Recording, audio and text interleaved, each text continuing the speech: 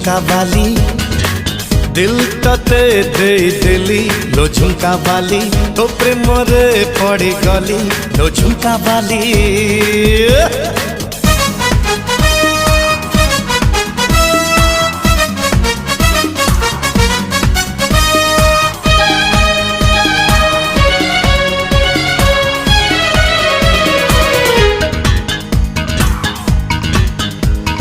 सपनर सात रंग देलु आखिरे मन मोर तो पाखर गला लाखिरे।